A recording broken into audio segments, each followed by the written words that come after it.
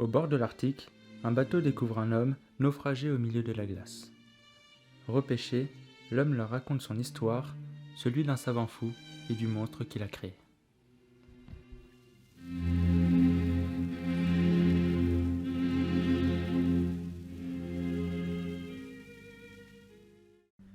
En 1818, le public découvre pour la première fois Frankenstein ou le Prométhée moderne, un roman épistolaire où s'emboîtent les lettres d'un capitaine de navire, les travaux d'un savant fou et le voyage d'un monstre fait à partir de restes humains.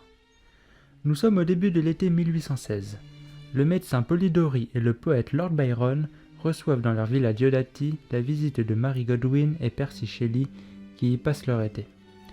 Cantonnés à la maison à cause du mauvais temps, ce groupe littéraire trouve toutefois de quoi s'occuper.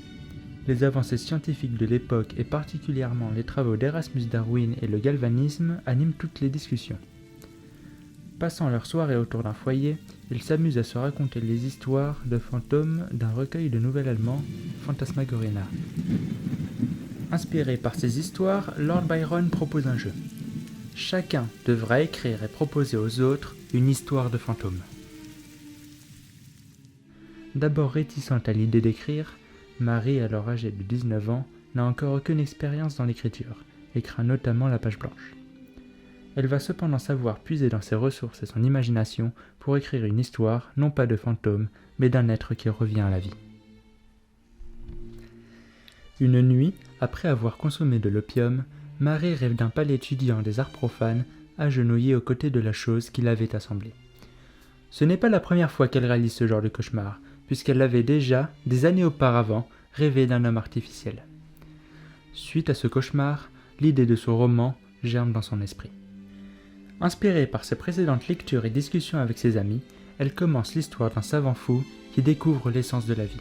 Son fort intérêt pour la philosophie naturelle permet à Marie de nourrir son œuvre et n'hésite pas à citer plusieurs scientifiques tout au long du récit. Cultivée, elle s'intéresse au travail de Benjamin Franklin, Humphrey Davy ou Joseph Priestley.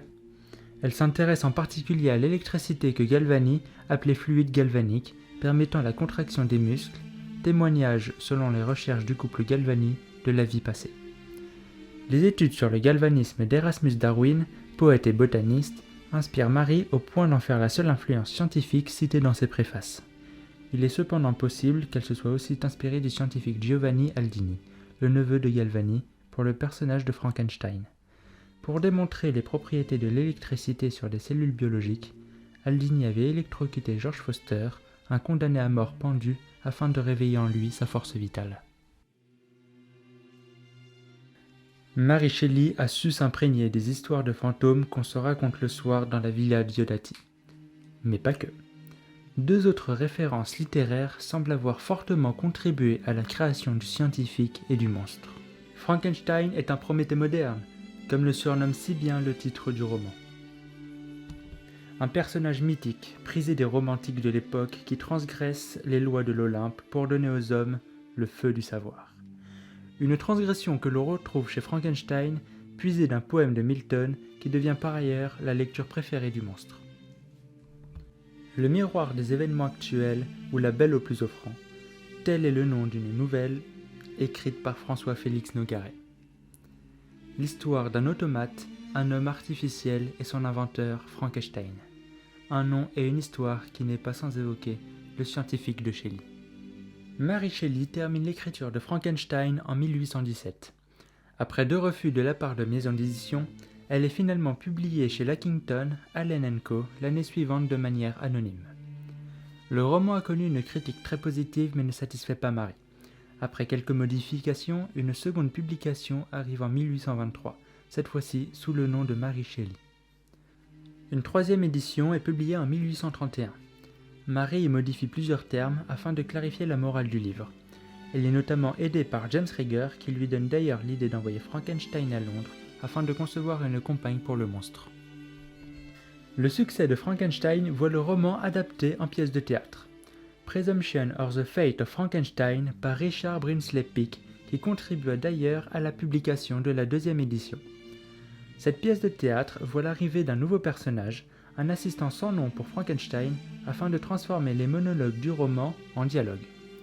un personnage qui devient alors une figure récurrente des adaptations de Frankenstein. Le roman ne résiste pas aux caméras qui s'empressent d'offrir à Frankenstein un rôle sur grand écran. C'est en 1910 qu'il apparaît pour la première fois au cinéma dans un court-métrage signé J. Searle Dooley. Mais c'est le film sorti en 1931 réalisé par James Whale qui aura le plus de succès.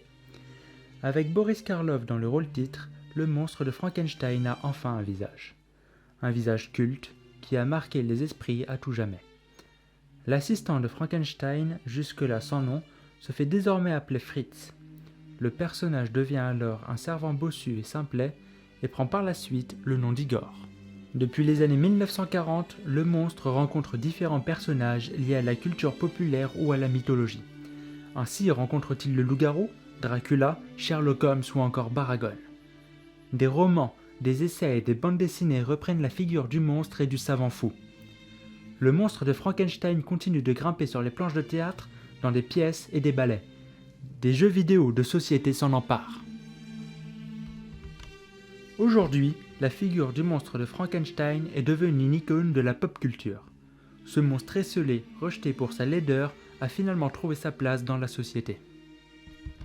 Mary Shelley a su attiser la curiosité de ses lecteurs, tout comme le capitaine Walton découvrant l'histoire du docteur Frankenstein. Une œuvre qui a construit chez ses personnages les archétypes de l'épouvante. Des lecteurs qui ont continué à le transformer et à transgresser l'original pour le ramener constamment à la vie, à l'instar du scientifique et de sa création. À l'aube de la révolution industrielle, cette œuvre gothique annonçait déjà un nouveau genre, la science-fiction.